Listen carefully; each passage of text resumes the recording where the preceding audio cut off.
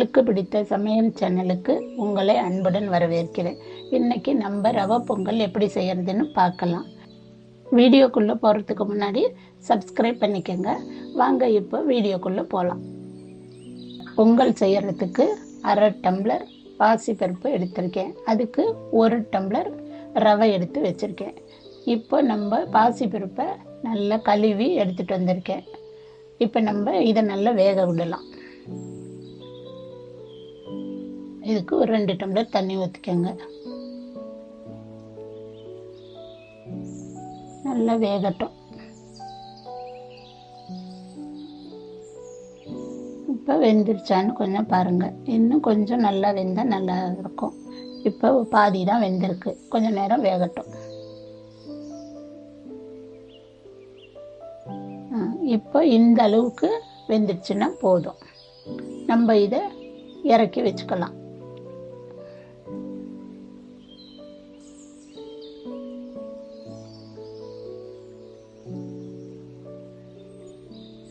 இப்போ இதில் ஒரு பேன் வச்சுக்கிட்டு நம்ம தாளிச்சுப்போம். இப்போ இதுக்கு 2 ஸ்பூன் நெய் ஊற்றிக்கோங்க. நான் 1 டம்ளர் பொங்கல் தான், அதனால் கொஞ்சம் கரெக்டாக நெய் ஊற்றிருக்கேன். நீங்கள் பொங்கல் எவ்வளோ செய்கிறீங்களோ அதுக்கு தகுந்த நெய் ஊற்றிக்கோங்க. கொஞ்ச நேரம் நெய் நல்லா காயட்டும். இப்போ இந்த அளவுக்கு காஞ்சா போதும். இப்போ மிளகு போட்டுப்போம். இப்போ இது கூடவே ஜீரகம் சேர்த்துப்போம். ரெண்டும் நல்லா வெடிக்கட்டும். இப்போ இது கூட முந்திரி சேர்த்துக்குவோம். முந்திரி சேர்த்து கொஞ்சம் நல்லா செவக்கிற வரையிலும் இருக்கட்டும். இப்போ இதில் பொரிஞ்ச பிறகு இஞ்சியும் கருவேப்பிலையும் சேர்த்துக்கோங்க. இப்போ இது நல்லா எல்லாம் ஒன்று சேர்ந்துருச்சு. இப்போ இந்த அளவுக்கு இது பண்ணிட்டா போதும். இதை பருப்பில் ஊற்றி வச்சுருவோம்.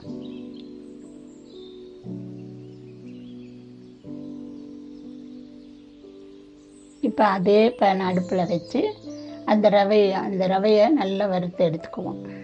அந்த நெய்யிலேயே கொஞ்சம் நல்லா வறுத்துக்கலாம். கொஞ்சம் நல்லா வாசம் வர அளவுக்கு நல்லா வறுத்துக்கோங்க.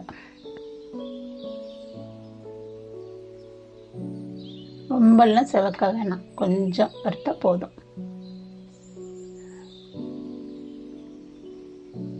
கைவிடாமல் வருங்க, இல்லைன்னா தீஞ்சு போயிடும்.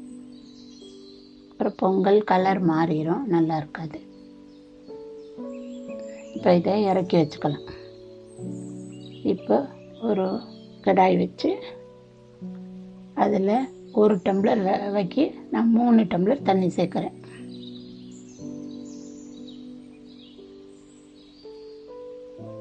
இப்போ தண்ணி நல்லா கொதித்ததும் ரவையை போட்டுக்கலாம். இப்போ நல்லா தண்ணி கொதி வந்துடுச்சு. இப்போ ரவையை சேர்த்துக்கலாம்.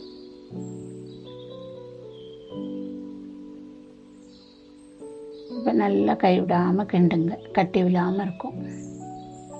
இப்படி கொஞ்சம் நல்லா கிண்டி விடுங்க. சிம்மிலேயே வச்சு வேக விடுங்க.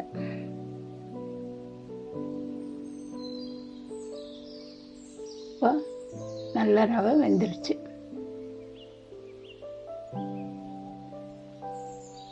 இந்த அளவுக்கு வெந்தால் போதும். இப்போ நம்ம வேக வச்சு வச்சுருக்க பாசிப்பருப்பை இதில் சேர்த்துக்கலாம்.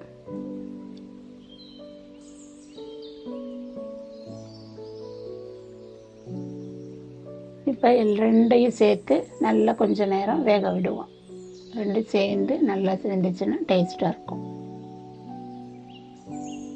இதுக்கு கொஞ்சம் உப்பு இப்போ ஆட் பண்ணிக்குவோம்.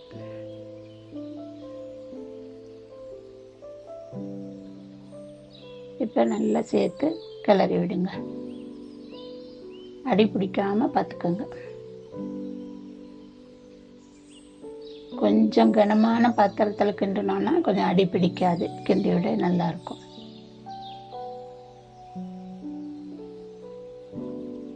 இப்போ நல்லா ரெண்டும் சேர்ந்து நல்லா வந்துடுச்சு பாருங்கள்.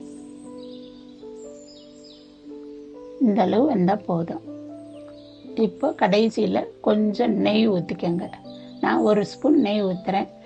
உங்களுக்கு நெய் பிடிக்கும் கொஞ்சம் நல்லெண்ணெய், இன்னும் கொஞ்சம் வேணால் சேர்த்து ஊற்றிக்கோங்க.